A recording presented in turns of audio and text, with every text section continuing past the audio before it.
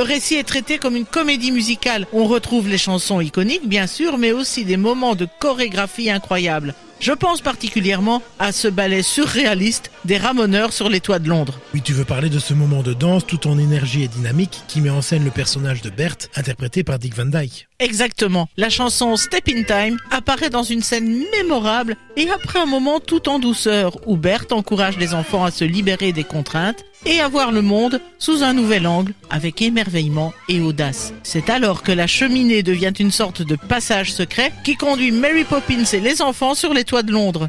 Ils découvrent ainsi la beauté et le mystère de la capitale vue d'en haut. Et il en est ainsi quand on prend le temps de changer d'angle de vue. La séquence prend de l'ampleur lorsqu'ils rencontrent d'autres ramoneurs et s'engagent dans une danse joyeuse, pleine d'énergie dans cette séquence mythique de Step in Time.